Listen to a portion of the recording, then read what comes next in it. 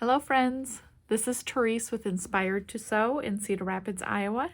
Today I'm going to give you a video tutorial of how to construct the pre-cut mask kits that we're offering. This is the DIY style. This is the medium size featuring the Tula pink fabric. Each of our kits is unique and includes different fabrics. This one I used the elastic straps to secure the ends. You do also have fabric included in the kit to make the optional fabric, the tied fabric, fabric ties if you'd like. I want to show you the different sizes that we have available and what's a little bit different about each of them. This is the small size, and you'll notice how this is a little bit shorter underneath of my chin, and it's also shorter over here by the ears. This is one I made for a child, so I did include the fabric ties on this one because I wanted them to be more secure. So you have enough fabric to make 4 ties for each mask if you'd like. This is the large size that I did with the elastic straps. And you'll notice how this one is a bit taller here, hangs down a little bit more under my chin, and is also closer to my ears. You'll also notice how there's a little bit of gapping here, and I'll show you a quick fix for how to adjust that as well. All of these mask kits are cut with the AccuQuilt system of dies. This is done with a studio die cutter. You'll notice that there has the wood base on the studio die cutter, which means I can cut through more layers of fabric. But this is a similar setup to the Go dies that AccuQuilt is starting to come out with. So everything in this kit is die cut for you. So speaking of kits, this is what a kit looks like when you get this from Inspired to Sew. There's enough fabric in this kit to complete 6 masks. This is the K-Facet collection of masks, and there is the fabric ties as well as the pieces for the mask and a color pattern are included in this kit. So let me open up this mask kit, and I'm going to show you what all of those pieces are. So in the kit itself, we have this particular one has 2 basic different color styles. So you can see how there's kind of 2 little stacks in here. We're trying to be really careful when we're putting these kits together to make it a little bit easier for you. So there is the fabric ties, and like I said, there's enough to do 4 ties for each mask. Those are all included in there, or you can use the elastic or the hairband technique for completing that. There's 2 basic sizes to this mask. There is the smaller piece, which is the interior, the lining piece, and the exterior is the larger piece in this, so the way that we have it stacked. You'll also notice that I have these fabrics already lined up for you right sides together. I did that on purpose so that it's easy for you to take it to the sewing machine and just get started sewing right away. You don't have to spend a bunch of time trying to put these right sides together. Just eliminated 1 step for you. So that's what those pieces are in the kit that you received.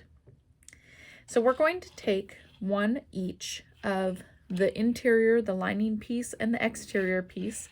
We already have them right sides together, and I'm going to sew along this curved edge with a 1/4 inch seam allowance. You need to find where that 1/4 inch is on your machine. On this machine that I'm using, it is right along the edge of my foot. This is a number 97 foot that I'm using. So I'm just going to go in here and sew along this edge.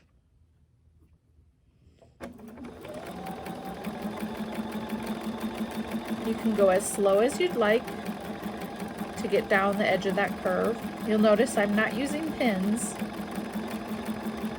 The fabric sticks together pretty nicely for me. At the end of that piece, I'm going to put my other piece in and repeat that. Sew along the curve.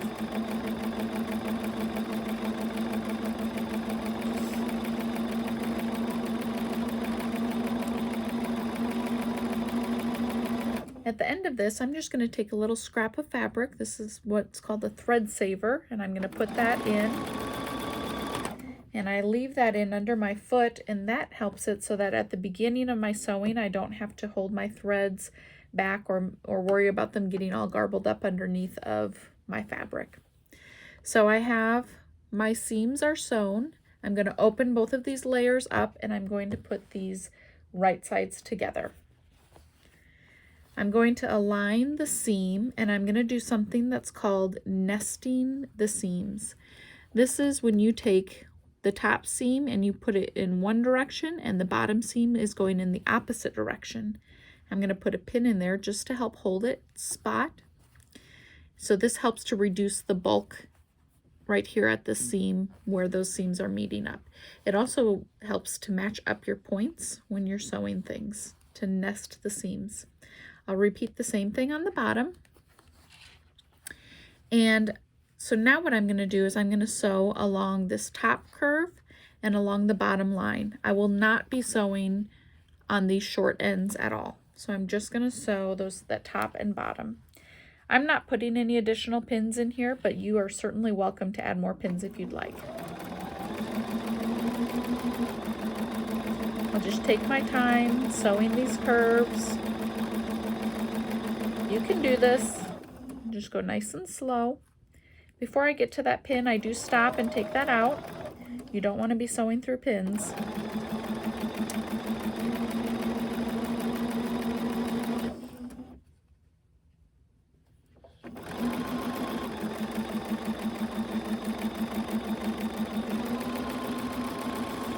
And again, at the end, I put that little thread saver in to finish that stitching, and I'll repeat the same thing with my bottom seam.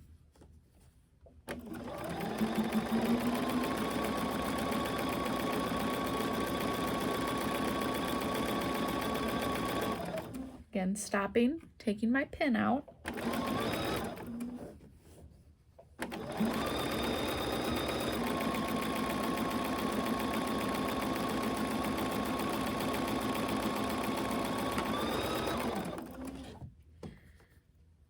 Go ahead and I'll trim those little thread savers off. Now I'm going to take my mask and I'm going to turn it right side out through one of those openings in the ends. Go ahead and turn it all the way right side out. And now what I'm going to do is get those seams nicely aligned. And this is where you want to take this to your iron and press all along those edges. And this is going to help give you a nice crisp edge on there. So I do have this one that I've already gone ahead and pressed. So you can see how nice those edges are. I really don't worry about this seam in the middle because we'll be able to press that later. Then what you're going to do while you're at the iron as well is take these ends, because you can see how the exterior piece extends past that lining piece. You're going to take that and fold it over the end just so that it covers the edge of that lining, and then do that again. So we have that folded over twice, and go ahead and press that seam to set that in place. Now what I'm going to do is take and sew top stitch right along this inside edge. So I'm going to sew with about 1/8 of an inch seam allowance and do a little top stitching here.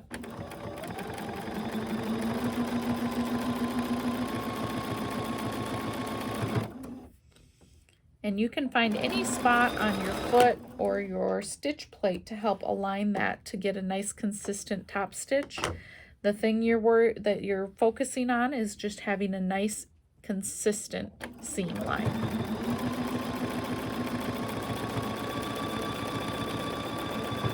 Top stitching can be anywhere from 1/16 of an inch to 1/8 of an inch. Sometimes it's 1/4 of an inch, but we don't want to go quite that wide here. So you can see that nice top stitch that helped to enclose this seam. We're almost done. All we have to do is add our straps or elastic. So with this, I'm going to add my elastic pieces in. So I'm just going to take one of the elastic pieces, and what we've done here is we've just created like a casing. And so this has an opening in it that we can just take and slide that elastic in there. Now, if you want to do this for all 4 sides ahead of time, you can use a pin to hold that in place. Or you can also, we'll do the same thing on the bottom, and I like to put this in so that it goes in about a 1/2 inch past the edge. So I can feel it in there about a 1/2 inch. You can also use these nice Wonder Clips. These are like really super strong little clothespins kind of. And that will help hold that in place as well. So you can do that with all 4 corners of this. So just putting our little elastic in there. And then this last one. Now we would do the same thing with the fabric ties. If you were going to use the fabric ties, you would do the same thing where you would put one fabric tie into each end.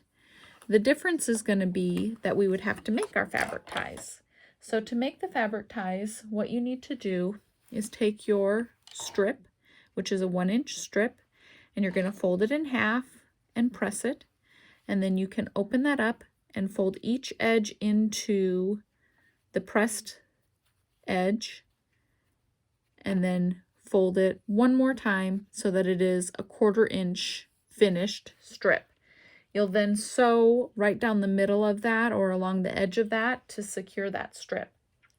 You also could use a bias tape maker, which is really helpful and handy and much faster to do the folding for you. So you put your strip into the bias tape maker, and what I like with this one is that this has a little slit in the back side here, so I can use my By Annie's stiletto and help to encourage that fabric through to get it started. And then I take my iron, and I have my iron sitting right here and pressing that strip as I'm pulling it out of this bias tape maker. So it's doing that work of folding that in for me. And then I just have to fold it one more time, and I've got my little 1/4 inch fabric tie. Okay, so once you have your fabric ties done or your elastic is fed in there, we just need to sew all the way around the outside edge of this, and we're done. So to sew along the edge of this, I would like to start here, and you can either get your foot to go on the inside of this, or I actually will take one end of that elastic out, and I will get my I'll put the elastic actually like around the foot here. And there's lots of different ways to do this. This is just the way that I like to do this. So I put the elastic around that foot, so that way I don't have to worry about, I still have my thread saver in there. If you're not worried about the thread saver and would like to hold on to your thread, certainly you don't need to do that step of putting it around the foot. So then I just go and I top stitch along the edge of this.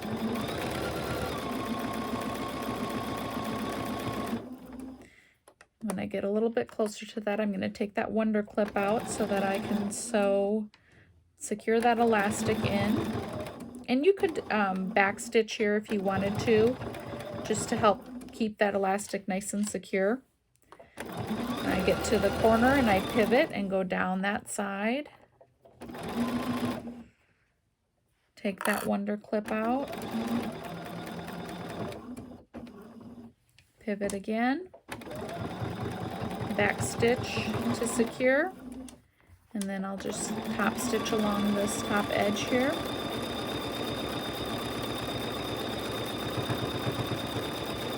And take your time with your top stitching. This is how you can get a really nice professional look with your mask.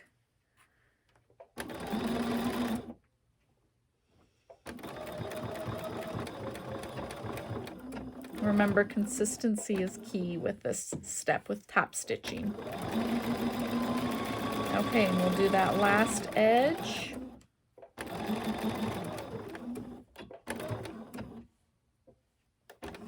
I'm just going to cut my thread there,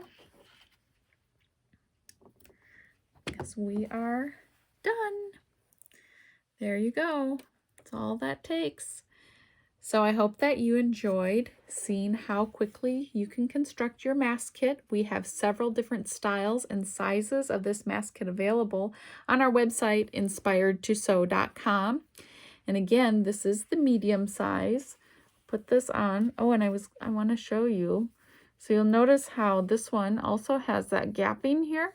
So what we're going to do is you can just take this and we can pleat this down here. And so about 1 inch up from the edge here, we can just take that and just put a little pleat in here and sew right here in this seam allowance. So it's really easy to do that. That's just one little extra step that you're going to do. So you can see how I did this on this mask.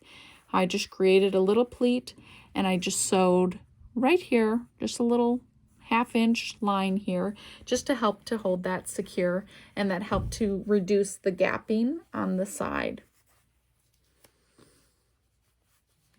So you'll be ready to make these in lots of different styles and fabrics and colors. And we have lots of different options available on our website. Again, it's inspiredtosew.com. I hope you enjoyed this. Send me any email questions that you have or just respond below this video. We'll see you soon.